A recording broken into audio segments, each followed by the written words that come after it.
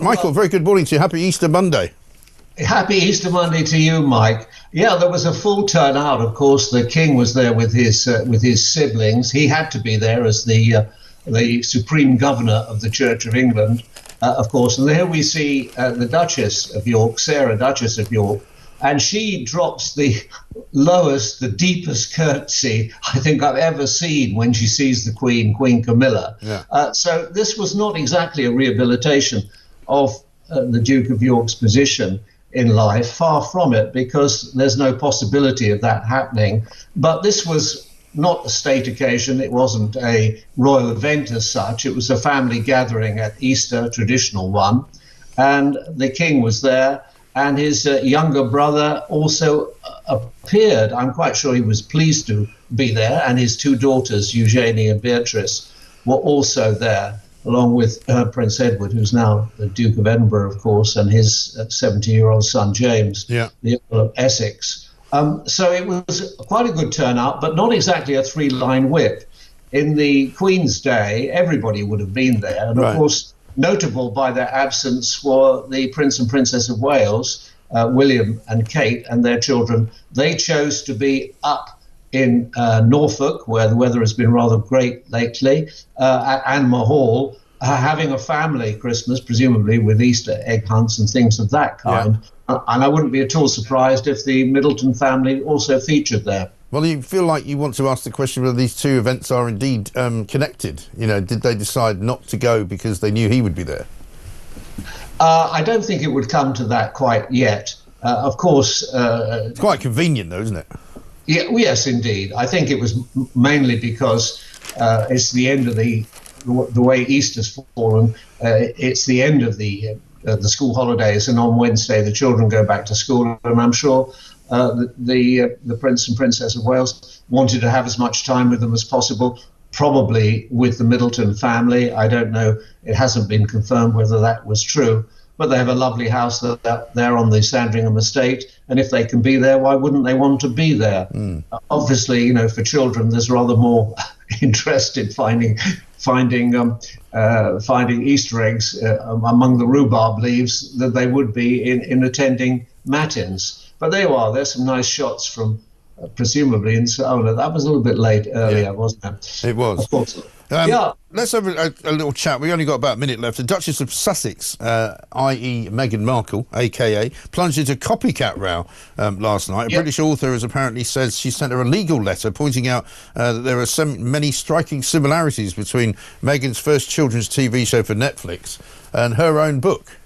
Yep, infringement of copyright, and the lawyers say that the striking similarities could not be coincidence. Those with good memories, there we are, Pearl Power, that's written by a woman called Mel Elliott, who lives down in Hastings, and indeed has a daughter called Pearl, and that's got a heroine. That was written 7 years before the 2021 Netflix show called Pearl. That was about a young girl who finds inspiration and power from influential women from history. And very in a nice sort of way, because she followed it up with two personal letters. Mel Elliott, written and illustrates her book, and her little girl always looks like that, wrote two letters pointing out the similarities and even hoping in her own mind that she might be able to collaborate with the Duchess of Sussex. But she received no replies at all. So it's an interesting case because infringement of copyright is a serious matter, but the Sussex people did not respond in any way whatsoever. Right. Interesting. Well, we'll keep our eyes on that one. Michael Cole, very good to see you. Thank you very much indeed. Royal commentator and writer there. Welcome back to Royal Sussex Squad, the home of truth, clarity, and unwavering support for the Duke and Duchess of Sussex. While the mainstream media continues their desperate spin, we're here to set the record straight. This Easter, as the British royal family stumbled yet again in their public duties, it became clearer than ever who really understands service, family values, and modern leadership. Spoiler alert, it's not the ones still hiding behind palace walls. Let's talk about the messy optics of Easter Sunday, the missing royals, and why Harry and Meghan continue to rise above the drama with grace and dignity. This past Easter, the spotlight once again fell on the royal family. But not for reasons they'd want. As one of the most important Christian holidays of the year, you'd think the royals would show up, especially the future head of the Church of England. But no. Prince William, the so-called steady hand of the monarchy, was nowhere to be found. Off in Norfolk, fresh from skiing in Courchevel and attending football matches, the heir to the throne was far too busy to spare even an hour for church. Contrast that with how Harry and Meghan are treated.